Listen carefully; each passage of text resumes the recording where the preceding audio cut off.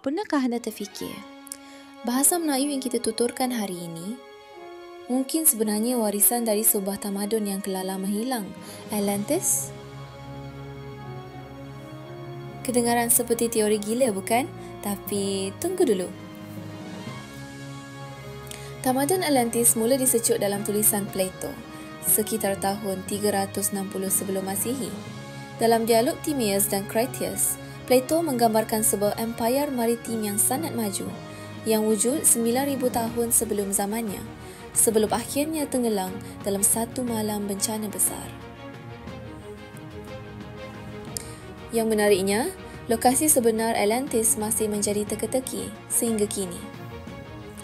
Namun begitu, pada tahun 1995, seorang profesor dari Filipina bernama Dr. Alfonso Casif telah mengemukakan satu teori mengejutkan bahawa Atlantis sebenarnya terletak di Asia Tenggara dan bahasa Melayu adalah kesinambungan linguistik daripada tamadun purba ini. Beliau mengemukakan hujah ini dalam bukunya Southeast Asia, The Lost Eden of the Ancient World, berdasarkan gabungan arkeologi, linguistik dan geologi. Menurut Casif, Nusantara merupakan pusat peradaban dunia sebelum ia musnah akibat kenaikan paras laut selepas zaman ais terakhir. Tambahan pula, kajian geologi yang diterbitkan oleh Stephen Oppenheimer, pakar genetik dari Universiti Oxford, dalam bukunya Eden in the East, turut menyokong idea ini. Beliau mendakwa bahawa banjir besar global yang berlaku lebih 8,000 tahun lalu menenggelamkan dataran besar di sekitar Sunda Shelf, yang kini menjadi lautan memisahkan Indonesia, Malaysia dan Filipina. Jadi, adakah benar Atlantis itu pernah wujud di Nusantara? Dan adakah bahasa Melayu hari ini adalah sisa yang masih hidup dari tamadun agung yang telah lama lenyap?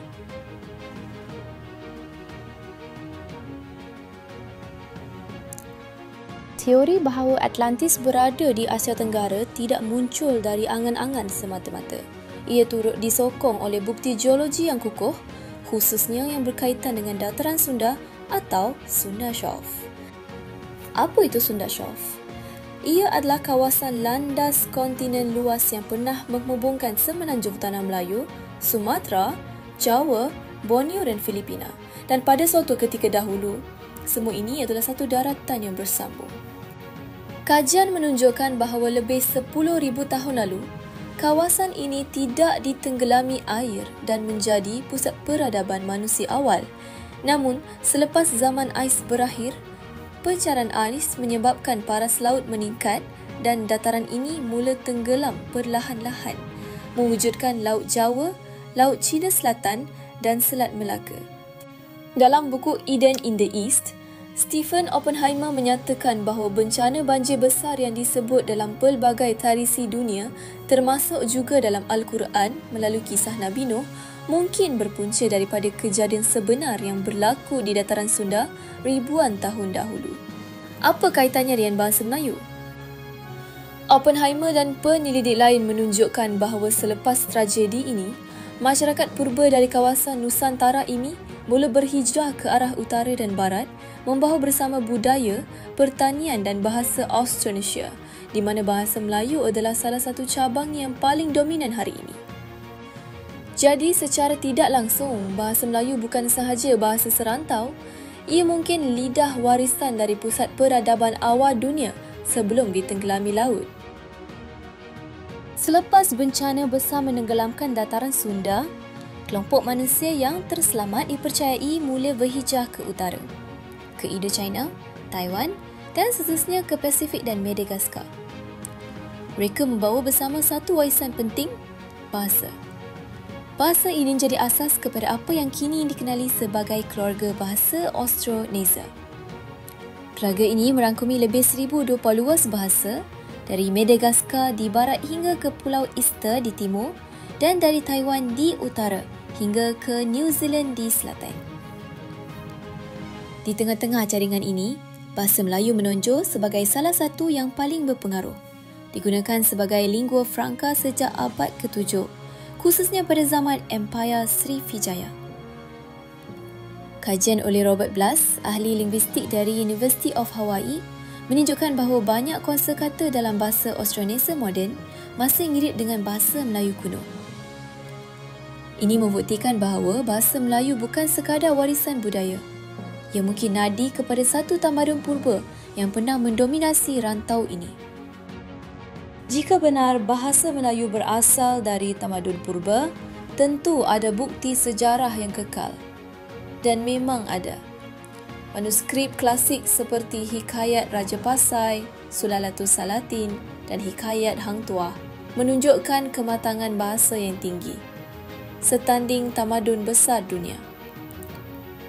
Lebih menarik, batu bersurat Terengganu bertarikh 1303 menggunakan struktur ayat undang-undang, membuktikan bahawa bahasa Melayu telah lama digunakan dalam sistem pentadbiran. Malah prasasti lama seperti Kedukan Bukit dan Talang Tuo dari abad ke-7 menggunakan bahasa Melayu kuno, walaupun dalam tulisan Pallava. Dalam prasasti Kedukan Bukit, diceritakan ekspedisi pelayaran Raja Dapunta Hyang yang sangat mirip dengan gambaran Atlantis oleh Plato, sebuah empayar pelaut yang gagah. Beberapa pengkaji bebas mula menyedari satu corak menarik bahawa terdapat persamaan antara bahasa Melayu dan bahasa purba dunia lain. Contohnya, dalam bahasa Sumeria, Ama bermaksud ibu, mirip dengan mak dalam Melayu. Dalam Mesir purba, Per bermaksud rumah dan kita gunakan per dalam perkataan seperti perkhemahan, perhentian. Dalam Sanskrit, kata-kata seperti bhumi, jala dan manasa masih hidup dalam kosakata kita hari ini. Bumi, jala, air dan minda. Adakah ini kebetulan? Atau satu petunjuk bahawa bahasa Melayu menyimpan kod purba manusia sejagat? Joseph Greenberg dari Stanford menyebut idea monogenesis linguistik bahawa semua bahasa berasal dari satu bahasa utama. Dan jika Atlantis benar wujud di rantau ini, mungkinkah bahasa Melayu adalah sepihan terakhirnya? Adakah bahasa Melayu benar-benar warisan Atlantis? Tiada bukti muktamad, tapi terlalu banyak petunjuk yang membuka mata dan minda. Bahasa ini bukan sekadar alat komunikasi. Ia adalah identiti, jiwa dan mungkin warisan tamadun agung yang pernah memerintah dunia. Sayangnya teori-teori seperti ini sering dipinggirkan.